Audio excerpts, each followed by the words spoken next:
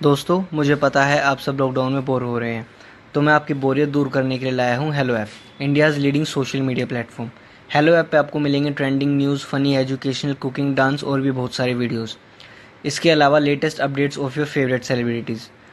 तो देर किस बात की है, अभी डाउनलोड करो हेलो ऐप और करें अपनी बोरियत का खात्मा। कामचोर देवरानी।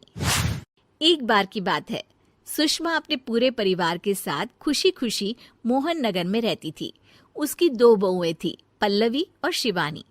एक दिन दोनों बहुएं रसोई में काम कर रही होती है कि तभी उनकी सास सुषमा उन्हें बुलाती है। अरे बहू, जरा इधर तो आना। शिवानी, जरा जाकर देखना सासू माँ क्या कह रही हैं। दीदी आप ही देख लो ना जाकर, आपको भी तो सुनाई दे रहा है। अरे मैं आटा गूंद रही हूँ ना, तुम चली जाओ। हाँ तो मैं भी तो सब्जी काट रही हूँ ना दीदी।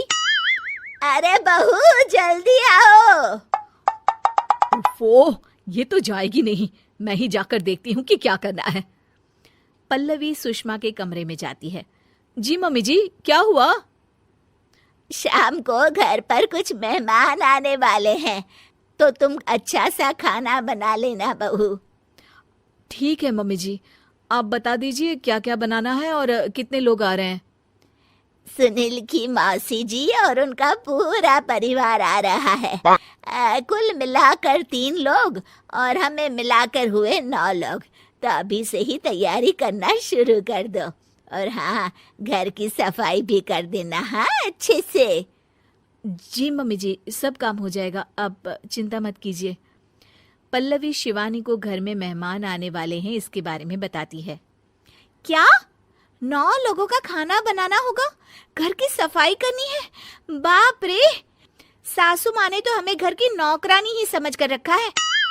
ऐसा नहीं बोलते शिवानी, हम इस घर की बहू हैं और घर के काम करना हमारा फर्ज है। दीदी तो है ही सासू माँ की चमची, जब देखो सासू माँ सासू माँ। मैं तो इतना सारा काम नहीं करने वाली।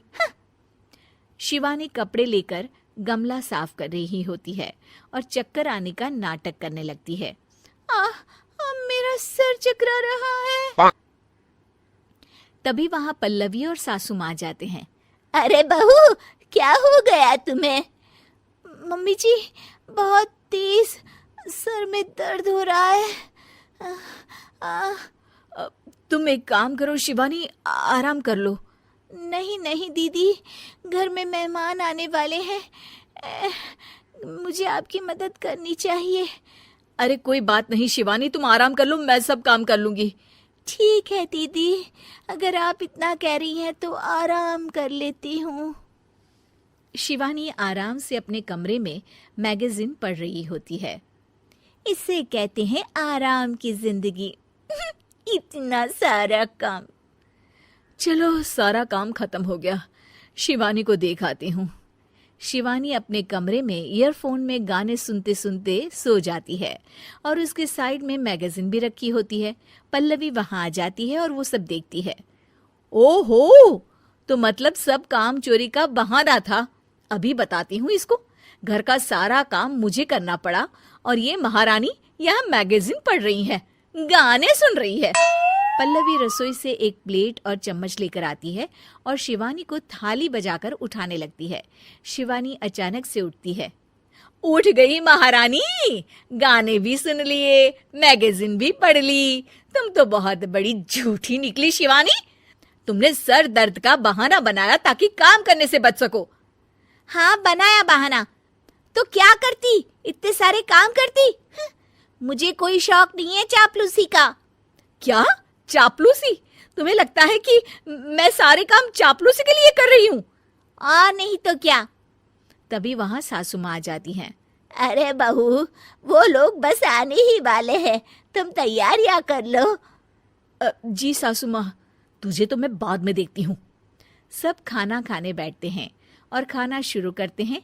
तभी सुनील की मौसी बोलती है। वाह भाई वाह, खाना तो बहुत ही अच्छा बना है सुषमा जी, एक एक चीज में क्या स्वाद है। ये सुनकर शिवानी मुंह बना लेती है। उसे अपनी जेठानी की इतनी तारीफ रास नहीं आती। आपकी बहुएं तो बहुत ही अच्छा खाना बनाती हैं। हाँ, बनाती तो दोनों ही अच्छा है, पर आज ना ये सारा खाना बड़ी बहू ने बनाया है। छोटी बहू की तबीयत ठीक नहीं थी, सो इसलिए।